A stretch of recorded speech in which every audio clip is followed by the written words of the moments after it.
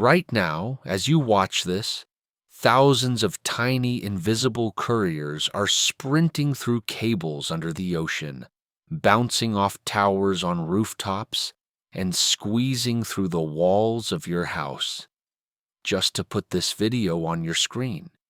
Every website you've ever opened, every message you've ever sent, every song you've ever streamed, it's all pizza being delivered to your phone. And the delivery system behind it, it's one of the most extraordinary things humans have ever built. Welcome to Analogy Studio. Today, how the internet actually works.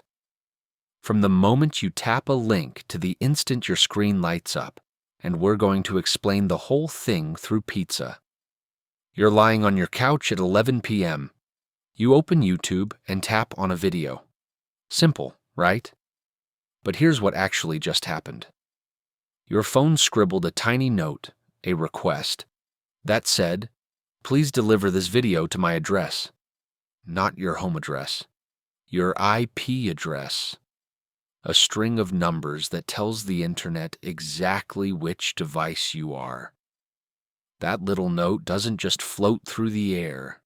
It races out of your phone, hits your Wi-Fi router, the local delivery dispatcher sitting on your shelf, blinking its little green lights, and from there it shoots into a cable buried under your street. Now the note is moving through underground fiber-optic lines, thinner than a human hair, through junction boxes the size of refrigerators humming quietly at the edge of your neighborhood, through undersea cables, yes, actual cables stretched across the ocean floor, some of them 8,000 miles long, resting in the cold dark between continents. The note arrives at YouTube's servers. Not one server, a massive data center.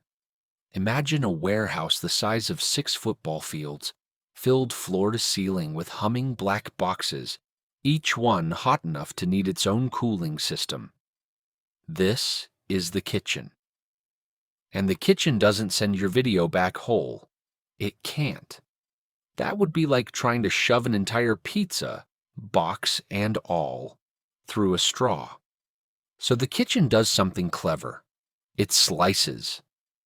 Your video gets cut into thousands of tiny pieces called data packets, each one numbered, each one stamped with your address. Now here's where it gets wild. Those packets don't all take the same route.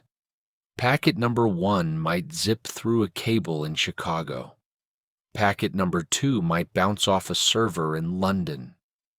Packet 347 might take a shortcut through Singapore. They're all racing toward your phone. Thousands of delivery boys on thousands of different roads, each carrying one slice of your pizza. And your phone?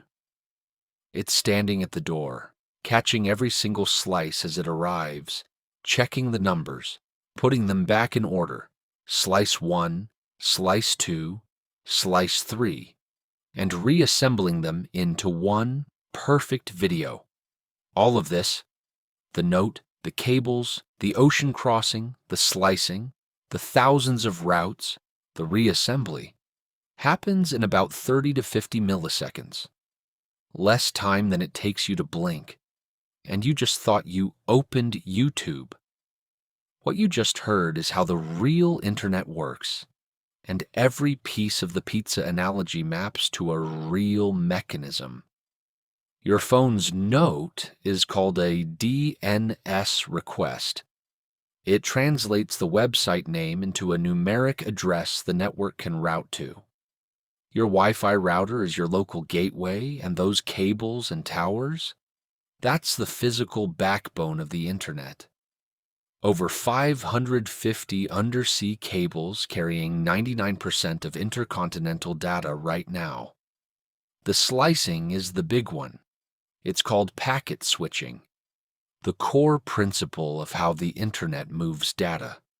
Instead of sending one giant file down one path, the internet chops every file into small numbered packets, and lets each one find its own fastest route.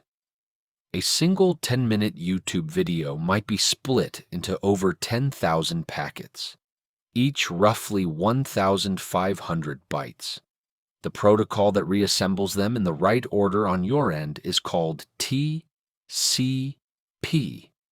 Transmission Control Protocol. It checks every packet, requests replacements for any that got lost, and stitches the whole thing back together seamlessly. Slow Wi-Fi? That's a delivery boy stuck in traffic. Your packets are arriving, just slowly. Buffering? Some slices showed up late, and your phone is waiting to put them in order. Server crash? The kitchen ran out of pizza. The data center went down, and there's nothing to slice. The internet isn't magic. It's really, really fast delivery, built on cables, protocols, and a brilliantly simple idea. Don't send the whole thing at once. Slice it up and let every piece find its own way there. Here's why that matters. First, your Wi-Fi speed isn't about signal strength alone. It's about how many packets your router can dispatch per second and how fast they travel the full route to the server and back.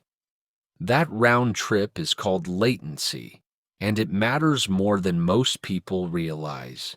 Second, when a website goes down, it doesn't vanish.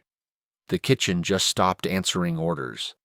Third, every time you tap a link, you're triggering a chain of events that crosses oceans, passes through dozens of machines, and reassembles perfectly on your screen in under a tenth of a second. The engineering behind that is staggering. Understanding this one truth changes how you see every loading screen, every buffering wheel, and every connection lost message forever. Subscribe if you like this information,